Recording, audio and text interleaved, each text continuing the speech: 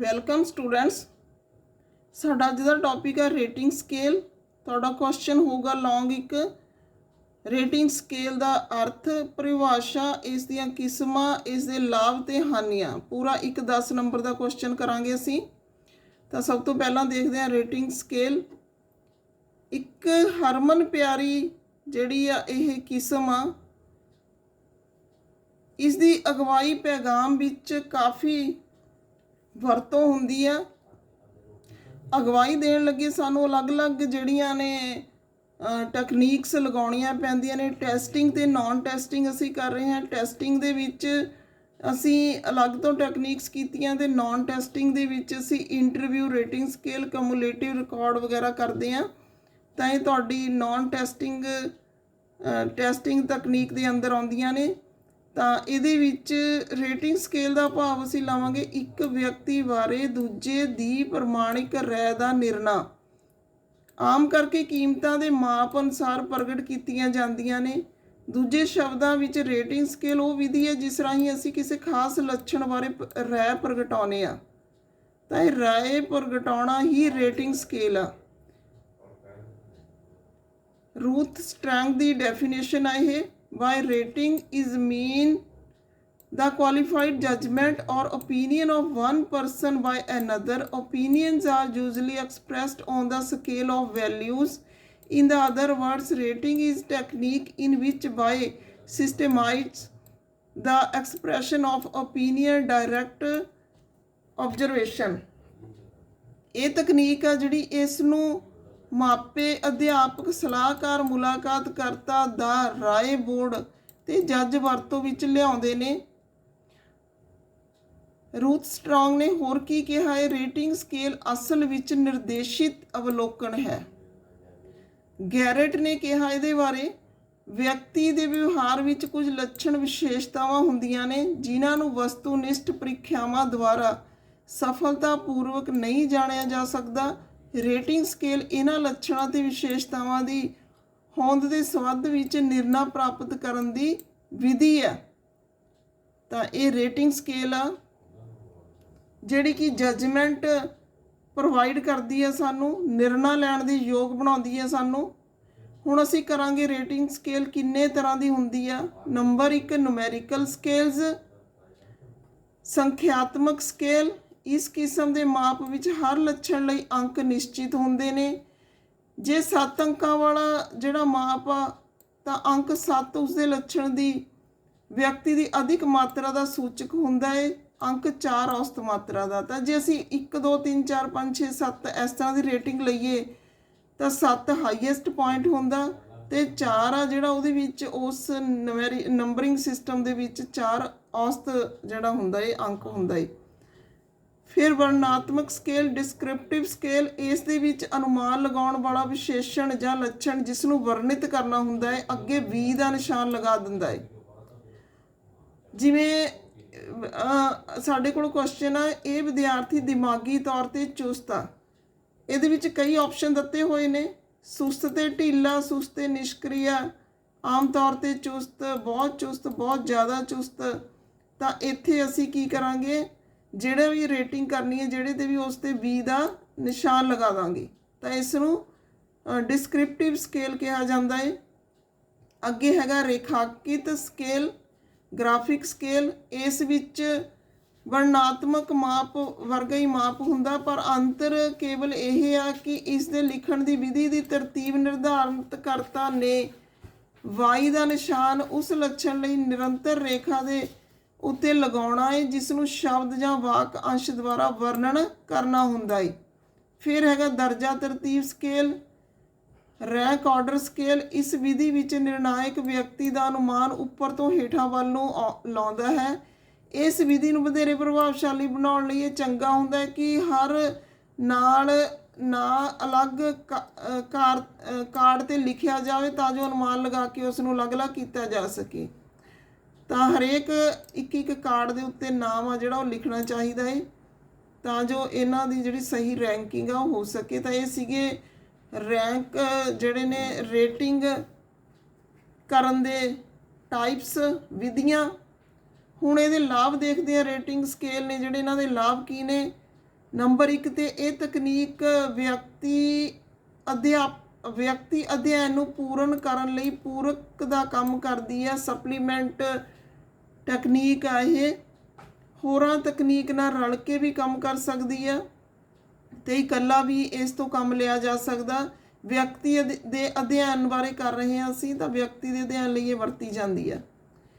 ਇਹ ਤਕਨੀਕ ਦਾਖਲੇ ਵੇਲੇ ਵਿਦਿਆਰਥੀਆਂ ਦੀ ਚੋਣ ਵਿੱਚ ਮਦਦ ਕਰਦੀ ਹੈ। ਇਹ ਤਕਨੀਕ ਅਧਿਆਪਕ ਨੂੰ ਵਿਦਿਆਰਥੀਆਂ ਦੀ ਕਾਰਜ ਪ੍ਰਣਾਲੀ ਤੋਂ ਜਾਣੂ ਕਰਵਾਉਂਦੀ ਹੈ।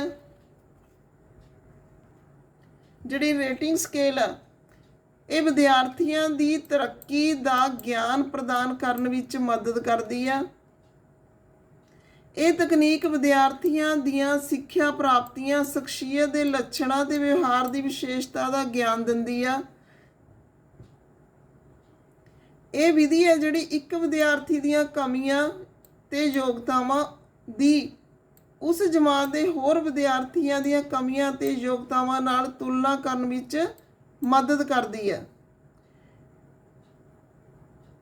ਇਸ ਵਿਧੀ ਨਾਲ ਵਿਦਿਆਰਥੀਆਂ ਨੂੰ ਆਪਣੀਆਂ ਪ੍ਰਾਪਤੀਆਂ ਤੋਂ ਜਾਣੂ ਕਰਵਾ ਕੇ ਵਧੇਰੇ ਕੰਮ ਕਰਨ ਦੀ ਪ੍ਰੇਰਣਾ ਦਿੱਤੀ ਜਾਂਦੀ ਹੈ। ਇਹ ਵਿਧੀ ਹੈ ਜਿਹੜੀ ਰੇਟਿੰਗ ਸਕੇਲ, ਇਹ ਵਿਦਿਆਰਥੀਆਂ ਨੂੰ ਆਪਣੀਆਂ ਕਮੀਆਂ ਤੋਂ ਜਾਣੂ ਕਰਵਾ ਕੇ ਉਹਨਾਂ ਨੂੰ ਦੂਰ ਕਰਨ ਲਈ ਯਤਨਸ਼ੀਲ ਬਣਾਉਂਦੀ ਹੈ। ਇਹ ਵਿਧੀ ਮਾਪਿਆਂ ਨੂੰ ਬੱਚਿਆਂ ਦੀ ਰਿਪੋਰਟ ਭੇਜਣ ਵਿੱਚ ਮਦਦ ਕਰਦੀ ਹੈ। ਇਸ ਤੋਂ ਪ੍ਰਸ਼ਾਸਨ ਨੂੰ ਮਦਦ ਮਿਲਦੀ ਆ।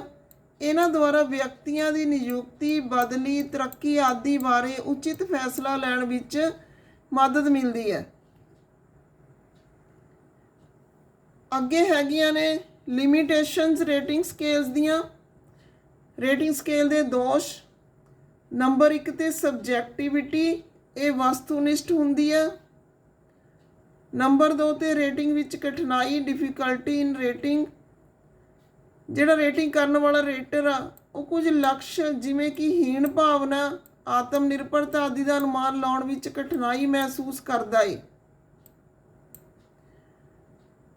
ਸੀਮਿਤ ਸੰਪਰਕ, ਇਹ ਜਿਹੜੀ ਟੈਕਨੀਕ ਆ, ਇਹ ਰੇਟਰ ਤੇ ਰੇਟਾਂ ਵਿਚਕਾਰ ਸੀਮਿਤ ਸਮਾਜਿਕ ਸੰਪਰਕ ਆ। ਸਿਰਫ ਉਹਨਾਂ ਟਾਈਮ ਹੀ ਅਸੀਂ ਕੰਡਕਟ ਦੇ ਵਿੱਚ ਰਹਿੰਦੇ ਆ ਜਦੋਂ ਰੇਟਿੰਗ ਕਰਨੀ ਹੁੰਦੀ ਆ। ਅੱਗੋਂ ਪਿੱਛੋਂ ਜਿਹੜਾ ਇਹ ਇੱਥੇ ਸੰਪਰਕ ਨਹੀਂ ਹੁੰਦਾ, ਇਸ ਲਈ ਸੰਪਰਕ ਜਿਹੜਾ ਇਹ ਸੀਮਿਤ ਹੁੰਦਾ ਹੈ। ਘੱਟ ਭਰੋਸੇਯੋਗਤਾ, ਇਸ ਵਿਧੀ ਨੂੰ ਘੱਟ ਭਰੋਸੇਯੋਗ ਮੰਨਿਆ ਜਾਂਦਾ ਹੈ ਕਿਉਂਕਿ ਇਹਦੇ ਵਿੱਚ ਜਿਹੜੀ ਆ ਵਿਅਕਤੀ ਆ ਜਿਹੜਾ ਉਹ ਆਪਣੇ ਅਕੋਰਡਿੰਗ ਕਿਸੇ ਦੀ ਘੱਟ ਰੇਟਿੰਗ ਤੇ ਕਿਸੇ ਦੀ ਵੱਧ ਰੇਟਿੰਗ ਲਗਾ ਸਕਦਾ ਹੈ। ਇੱਛਾ ਦੀ ਘਾਟ, ਰੇਟਿੰਗ ਸਕੇਲ ਤਿਆਰ ਕਰਨ ਲਈ ਰੇਟਰ ਮਿਹਨਤ ਕਰਨ ਦੀ ਘੱਟ ਇੱਛਾ ਰੱਖਦਾ ਹੈ ਕਿਉਂਕਿ ਇਹਦੇ ਵਿੱਚ ਡਿਟੇਲ ਦੇ ਵਿੱਚ ਜਿਹੜੀ ਰੇਟਿੰਗ ਨਾਲ ਸੰਬੰਧਿਤ ਸਕੇਲ ਆ ਜਿਹੜੀ ਉਹ ਬਣਾਉਣੀ ਪੈਂਦੀ ਆ। ਤਾਂ ਇਹਦੇ ਵਿੱਚ ਰੇਟਰ ਆ ਜਿਹੜਾ ਉਹ ਮਿਹਨਤ ਕਰਨ ਦੀ ਬਜਾਏ ਜਿਹੜਾ ਬੋਲ ਕੇ ਕੰਮ ਕਰਨਾ ਜ਼ਿਆਦਾ ਪਸੰਦ ਕਰਦਾ ਹੈ। ਫਿਰ ਉਦਾਰਤਾ ਦਾ ਦੋਸ਼, ਇਹ ਮਨੁੱਖੀ ਕਮਜ਼ੋਰੀ ਹੈ ਕਿ ਉਸਨੇ ਜਿਹੜਾ ਬਾਕੀਆਂ ਵਿਰੁੱਧ ਨਿਰਣਾ ਲੈਣਾ ਹੈ। ਤਾਂ ਰੇਟਰ ਆਪਣੀਆਂ ਭਾਵਨਾਵਾਂ ਤੇ ਹਮਦਰਦੀ ਨੂੰ ਉਸ ਵਿਅਕਤੀ ਦੀ ਰੇਟਿੰਗ ਕਰਨ ਵੇਲੇ ਕੁਝ ਉਦਾਰ ਬਣਾ ਦਿੰਦਾ ਹੈ। ਤਾਂ ਇੱਥੇ ਇਹ ਕਹਿ ਸਕਦੇ ਹਾਂ ਅਸੀਂ ਕਿ ਦੂਜਿਆਂ ਦੇ ਨਾਲ ਜਦੋਂ ਅਸੀਂ ਫੈਸਲਾ ਲੈਣਾ ਹੁੰਦਾ ਤਾਂ ਅਸੀਂ ਆਪਣੀਆਂ ਭਾਵਨਾਵਾਂ ਤੇ ਹਮਦਰਦੀ ਸਾਹਮਣੇ ਕਈ ਵਾਰੀ ਰੱਖ ਲੈਂਦੇ ਹਾਂ, ਤਾਂ ਇਸ ਨਾਲ ਰੇਟਿੰਗ ਆ ਜਿਹੜੀ ਉਹ ਸਹੀ ਢੰਗ ਨਾਲ ਨਹੀਂ ਹੁੰਦੀ। ਫਿਰ ਹੈਗਾ ਕਠੋਰਤਾ ਦਾ ਦੋਸ਼। ਕਈ ਰੇਟਰ ਆਮ ਤੌਰ ਤੇ ਸਭ ਵਿਅਕਤੀਆਂ ਨਾਲ ਕਠੋਰਤਾ ਨਾਲ ਘਟੀਆ ਅਨੁਮਾਨ ਲਗਾਉਂਦੇ ਨੇ, ਸਟ੍ਰਿਕਟ ਹੁੰਦੇ ਨੇ, ਤਾਂ ਉਹ ਰੇਟਿੰਗ ਆ ਜਿਹੜੀ ਉਹ ਸਟ੍ਰਿਕਟਨੈਸ ਦਾ ਹੀ ਨਤੀਜਾ ਹੁੰਦੀ ਆ ਉਹਨਾਂ ਦੀ ਦਾ। ਤਾਂ ਇਸ ਤਰ੍ਹਾਂ ਨਾਲ ਕਠੋਰਤਾ ਦਾ ਦੋਸ਼ ਆ ਜਾਂਦਾ ਇਹਦੇ ਵਿੱਚ। ਫਿਰ ਹੈਗੀ ਹੈ ਹੈਲੋ ਖਾਮੀ। ਇਸ ਕਿਸਮ ਦੇ ਅਨੁਮਾਨ ਵਿੱਚ ਸਧਾਰਨ ਪ੍ਰਭਾਵ ਦੀ ਗਲਤੀ ਹੁੰਦੀ ਹੈ। ਹੈਲੋ ਦਾ ਅਰਥ ਹੈ ਪੂਰਨ ਪ੍ਰਭਾਵਾਂ ਅਨੁਸਾਰ ਪਿਛਲੇ ਅਨੁਭਵ ਦੇ ਆਧਾਰ ਤੇ ਰੇਟਿੰਗ ਕਰਨਾ। ਉਦਾਹਰਨ ਦੇ ਤੌਰ ਤੇ ਰੇਟਰ ਦਾ ਵਿਚਾਰ ਹੈ ਕਿ ਜਿਹੜਾ ਵਿਅਕਤੀ ਅੰਗਰੇਜ਼ੀ ਵਿੱਚ ਚੰਗਾ ਹੈ ਉਹ ਫੁੱਟਬਾਲ ਵਿੱਚ ਵੀ ਚੰਗਾ ਹੋਏਗਾ। ਤਾਂ ਇਹ ਗਲਤੀ ਆ, ਤਾਂ ਇਹ ਕਮੀ ਹੈ ਇੱਕ ਇਸ ਦੀ ਕਿ ਇਹ ਗਲਤ ਅੰਦਾਜ਼ਾ ਜਿਹੜਾ ਲਗਾ ਕੇ ਰੇਟਿੰਗ ਕੀਤੀ ਜਾਂਦੀ ਆ। ਇੱਕ ਵਿਅਕਤੀ ਜਿਹੜਾ ਹੈ ਉਸ ਦੀ ਜੇ ਲਿਖਾਵਟ ਗੰਦੀ ਆ ਤਾਂ ਜ਼ਰੂਰੀ ਨਹੀਂ ਕਿ ਉਸ ਦਾ ਬੁੱਧੀ ਅੰਕ ਆ ਜਿਹੜਾ ਘੱਟ ਹੋਊਗਾ ਜਾਂ ਅਸੀਂ ਉਸ ਨੂੰ ਜਿਹੜਾ ਇਹ ਸ਼੍ਰੇਣੀ ਦੇ ਐਵਰੇਜ ਬਿਲੋ ਐਵਰੇਜ ਬੱਚਿਆਂ ਵਿੱਚ ਰੱਖਾਂਗੇ। ਫਿਰ ਹੈਗਾ ਕੇਂਦਰੀ ਪ੍ਰਵਿਰਤੀ ਦਾ ਦੋਸ਼, ਐਰਰ ਆਫ ਸੈਂਟਰਲ ਟੈਂਡੈਂਸੀ। ਕਈ ਵਾਰੀ ਰੇਟਰਾਂ ਦੀ ਧਾਰਨਾ ਹੁੰਦੀ ਹੈ ਕਿ ਰੇਟਿੰਗ ਦੇ ਮੱਧ ਬਿੰਦੂ ਤੋਂ ਸ਼ੁਰੂ ਕਰਨ। ਕਈ ਵਾਰੀ ਚੱਕਦੀ ਪ੍ਰਸ਼ਨ ਇਸ ਤਰ੍ਹਾਂ ਦੇ ਨੇ ਕਿ ਉਹ ਅੱਧ ਤੋਂ ਸ਼ੁਰੂ ਕਰਦੇ ਨੇ ਤੇ ਉੱਪਰ ਤੱਕ ਨਹੀਂ ਪਹੁੰਚਦੇ, ਹਾਈਐਸਟ ਨਹੀਂ ਦੇਣੀ ਚਾਹੁੰਦੇ, ਔਸਤ ਰੇਟਿੰਗ ਹੀ ਦੇਣਾ ਚਾਹੁੰਦੇ ਨੇ ਸਾਰਿਆਂ ਨੂੰ, ਤਾਂ ਉਹ ਜਿਹੜਾ ਇਹ ਉੱਚ ਰੇਟਿੰਗ ਦੇਣ ਵਿੱਚ ਸੰਕੋਚ ਕਰਦੇ ਨੇ। ਇਹ ਵੀ ਇਹਦੀ ਕਮੀ ਆ। ਫਿਰ ਹੈਗਾ ਲੌਜੀਕਲ ਐਰਰ, ਤਾਰਕਿਕ ਦੋਸ਼।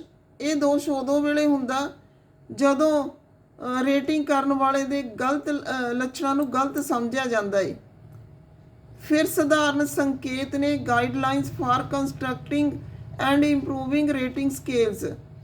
ਤਾਂ ਤੁਹਾਨੂੰ ਲੌਂਗ ਕੁਐਸਚਨ ਆ ਜਿਹੜਾ ਮੈਰਿਟਸ ਡੀਮੈਰਿਟਸ ਤੱਕ ਆ ਸਕਦਾ। ਇਸ ਤੋਂ ਇਲਾਵਾ ਹੋਰ ਵੀ ਕੁਐਸਚਨ ਅਸੀਂ ਜਿਹੜੇ ਨਾਲ ਕਰ ਰਹੇ ਹਾਂ ਤਾਂ ਇਹਨੂੰ ਸ਼ਾਰਟ ਵਿੱਚ ਆ ਸਕਦੇ ਨੇ। ਇਹ ਕਿਹੜੀਆਂ ਗਾਈਡਲਾਈਨਸ ਨੇ ਜਿਹੜੀਆਂ ਉਹਨਾਂ ਨੂੰ ਇੰਪਰੂਵ ਕਰਨਾ ਚਾਹੀਦਾ ਹੈ ਰੇਟਿੰਗ ਸਕੇਲ ਦੀ ਸੰਰਚਨਾ ਕਰਦੇ ਸਮੇਂ। ਨੰਬਰ 1 ਤੇ ਹੈਗੀ ਲੱਛਣ ਦੀ ਪਰਿਭਾਸ਼ਾ। ਜਿਸ ਲੱਛਣ ਦੀ ਰੇਟਿੰਗ ਕਰਨੀ ਹੋਵੇ ਉਸ ਦੀ ਠੀਕ ਪਰਿਭਾਸ਼ਾ ਦੇਣੀ ਚਾਹੀਦੀ ਹੈ। ਉਦਾਹਰਨ ਦੇ ਤੌਰ ਤੇ ਜੇ ਅਸੀਂ ਵਿਅਕਤੀ ਦੀ ਸਮਾਜਿਕਤਾ ਦੀ ਰੇਟਿੰਗ ਕਰੀਏ ਤਾਂ ਸਭ ਤੋਂ ਪਹਿਲਾਂ ਸਾਨੂੰ ਸਮਾਜਿਕਤਾ ਦੀ ਪਰਿਭਾਸ਼ਾ ਪਤਾ ਹੋਣੀ ਚਾਹੀਦੀ ਹੈ, ਫਿਰ ਰੇਟਿੰਗ ਕਰਨੀ ਚਾਹੀਦੀ ਹੈ। ਫਿਰ ਸਕੇਲ ਦੀ ਪਰਿਭਾਸ਼ਾ, ਸਕੇਲ ਜਿਹੜੇ ਨੇ ਉਹ ਠੀਕ ਠਾਕ ਪਰਿਭਾਸ਼ਾ ਦੇਣੀ ਚਾਹੀਦੀ ਹੈ ਉਹਨਾਂ ਦੀ, ਅਰਥਾਤ ਅਸੀਂ 3, 5, 7 ਕਿਹੜੇ ਦਰਜੇ ਦੇ ਸਕੇਲ ਦੀ ਵਰਤੋਂ ਕਰ ਰਹੇ ਹਾਂ ਇਹ ਪਤਾ ਹੋਣਾ ਚਾਹੀਦਾ ਹੈ। ਫਿਰ ਸਪਸ਼ਟ ਲੱਛਣ, ਸਪਸ਼ਟ ਲੱਛਣਾਂ ਦੀ ਚੋਣ ਕਰਨੀ ਚਾਹੀਦੀ ਹੈ। ਲੱਛਣਾਂ ਦੀ ਗਿਣਤੀ ਹੈ ਜਿਹੜੀ ਉਹ ਰੇਟਿੰਗ ਜਿਹੜੇ ਲੱਛਣਾਂ ਦੀ ਕਰਨੀ ਹੋਵੇ ਉਹਨਾਂ ਦੀ ਗਿਣਤੀ ਸੀਮਿਤ ਰੱਖਣੀ ਚਾਹੀਦੀ ਆ। ਇੱਕ ਸਮੇਂ 'ਤੇ 4 ਤੋਂ 5 ਇਹਨਾਂ ਦੀ ਗਿਣਤੀ ਨਹੀਂ, 4 ਤੋਂ ਜਾਂ 5 ਤੋਂ ਵੱਧ ਨਹੀਂ ਹੋਣੀ ਚਾਹੀਦੀ। ਭਿੰਨ ਹਾਲਾਤ, ਰੇਟਰ ਨੂੰ ਭਿੰਨ ਹਾਲਾਤ ਦੇਖਦੇ ਹੋਏ ਰੇਟਿੰਗ ਕਰਨੀ ਚਾਹੀਦੀ ਆ। ਫਿਰ ਨਿਰਦੇਸ਼, ਰੇਟਿੰਗ ਸਕੇਲ ਲਈ ਦਿੱਤਾ ਗਿਆ ਨਿਰਦੇਸ਼ ਆ ਜਿਹੜਾ ਉਹ ਸਪਸ਼ਟ ਹੋਣਾ ਚਾਹੀਦਾ ਸਾਰਿਆਂ ਲਈ। ਕੁਝ ਥਾਂ ਦਾ ਪ੍ਰਬੰਧ, ਰੇਟਿੰਗ ਸਕੇਲ ਕਾਰਡਾਂ ਵਿੱਚ ਕੁਝ ਥਾਂ ਦਾ ਪ੍ਰਬੰਧ ਹੋਣਾ ਚਾਹੀਦਾ ਜਿੱਥੇ ਰੇਟਰ ਕੁਝ ਪੂਰਵ ਨੋਟ ਲਿਖ ਸਕੇ। ਸਕੇਲ ਦੀ ਵਰਤੋਂ, ਰੇਟਿੰਗ ਜਿਹੜੀ ਆ ਉਹ ਸਕੇਲ ਦੀ ਵਰਤੋਂ ਲਈ ਚੰਗੀ ਹੁੰਦੀ ਹੈ। ਰੇਟਿੰਗ ਦੇ ਵਿੱਚ ਸਕੇਲ ਦੀ ਵਰਤੋਂ ਉਸ ਨੂੰ ਪਹਿਲਾਂ ਹੀ ਜਿਹੜਾ ਇਹ ਬਣਾਇਆ ਜਾਣਾ ਚਾਹੀਦਾ ਹੈ। ਫਿਰ